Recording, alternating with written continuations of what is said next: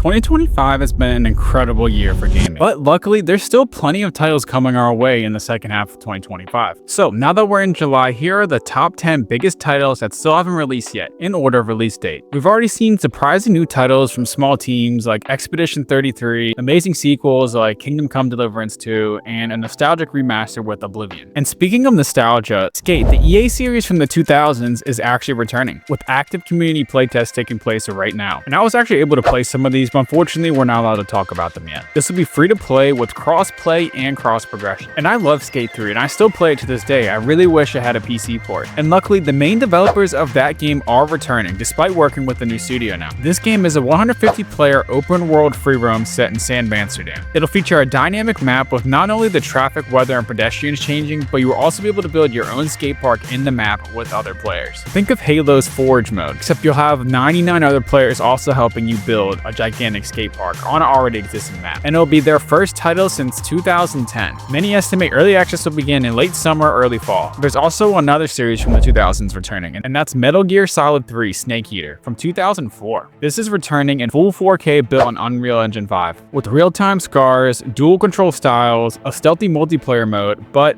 no Kojima this time around, as he now makes the Death Stranding games for PlayStation. But there's still plenty of reasons to like this remaster. The symbol of the title signifies change without losing structure.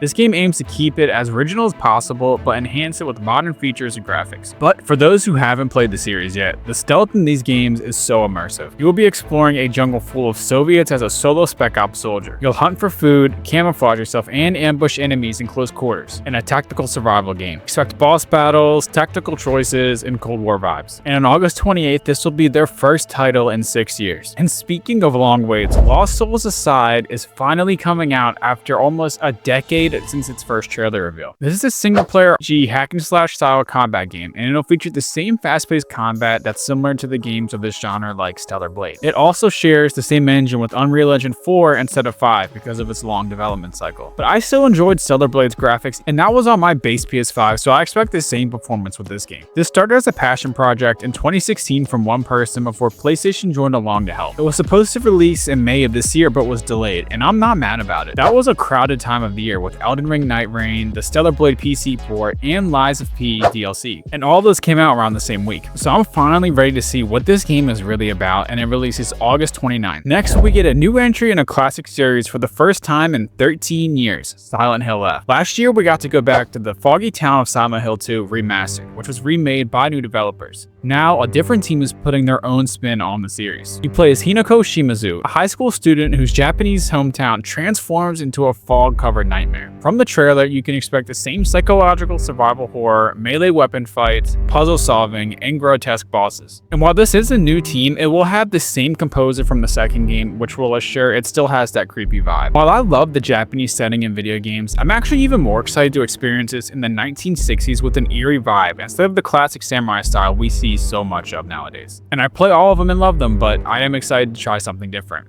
And we will get to experience this September 25th. Another big sequel we have coming is Ghosts of Yotei releasing later this year. This is bringing a complete fresh perspective to the series with the female main character, and you get to play as Atsu, a lone running outcast returning to Hokkaido in the 1600s. You get to roam a massive open world once again with snowfields, shrines, and shifting seasons. Your goal is to hunt down the Yotei Six, a group of 6 bandits who murdered the main character's family. And this seems to be a much more open world experience in the first, even though it was open world. One thing I'm most excited about is the non-linear structure with this one, where you can choose the order of the 6 Yotei you take out. And this game is also adding Onryo powers, unlocking Spectral Strike, Spirit Shields, and Natural Wisps, each tied to decisions you make in the game. And those decisions you make affect how your character is perceived from the rest of the world. And I just can't wait to explore this world. It is said to be much more dark and revenge-filled than the first game. Sucker Punch, the developers behind this game, visited northern Japan so they can make it as authentic as possible. And for those who haven't played it, imagine getting to explore a wide open world as a samurai where you can use stealth or just aggression to take out your enemies. The first one was truly beautiful. It's one of the best openings in any video game, and this title is set to release October 2nd. Next, we have Pokemon Legends Z through A. This is their first big release since the emergence of the overachieving Pal World and the launch of the Nintendo Switch 2. So not only is there a lot of anticipation, but this game is coming with very high expectations, especially after the success of their previous Legends game. And this is also their last title before the series leaves the Scarlet and Violet era. Luckily, this game is bringing new innovation to the series. Unlike the previous title that took place in a rural area, this is entirely in a big city. You stay in a hotel, compete your way up from rank Z to A as part of the city's revival. The title is also bringing real-time combat for both Pokemon and trainers, including dodging and AoE moves. And similar to another JRPG like we saw with Expedition 33, they took the turn-based style of game and added dodges and real-time mechanics, and I think this game is trying to do the same. The Pokemon will also get their Mega Evolutions, allowing you to change their moves and powers. And during the day, the city is calm and you can go to the zones to catch Pokemon, but during the night is filled with trainers looking to rooftop battle. This releases October 16th and is a huge title for the Nintendo Switch too. Next, we have Outer Worlds 2, a sequel from the 2019 title. This is a huge open world first-person RPG on Unreal Engine 5 with a story that evolves with every decision you make. And if you like Fallout, you'll love this. The team behind New Vegas, Obsidian, has been very busy and this is their latest work. And I put this game here for many reasons. But most importantly, this is the first $80 base game for systems like Xbox, PS5, and PC. I know Switch did it first, but this is different. So different, in fact, Obsidian, the developer, got an entire showcase of themselves for this game at Xbox's event. The same event that announced huge titles like Silksong, Black Ops 7, and many more. Once Xbox's show was over, they got their whole event to themselves. And the $80 price tag is very intriguing to me. With the rumors of a high price from GTA 6, many games were eyeing that $80 price point all year long. And for some reason, this was the first game to make the jump. This game is very ambitious, similar to Starfield. It features a new complex solar system with interplanetary travel alongside 6 companions, who add to the story in their own way and feature their own quest lines. And I feel like I'm one of the rare people who actually thoroughly enjoyed Starfield, but I will say the planets on that game were very shallow. Unlike Bethesda, who uses their own engine still, this being on Unreal Engine 5 will hopefully remove the loading screens that plagued Starfield. Luckily, if you're on PC or Xbox, this will be on Game Pass for those interested. I'm sure many people were waiting for this next one. Arc Raiders. Imagine Escape from Tarkov meets Gears of War, with killer robots and other raiders in a post-apocalyptic setting. That's Arc Raiders, launching this October as a high-stakes, third-person extraction shooter from the creators of The Finals. This game went head-to-head with Marathon when they both launched alphas earlier this year. It went in as an underdog versus the well-established Bungie with the backing of Sony, and Arc Raiders won, handily.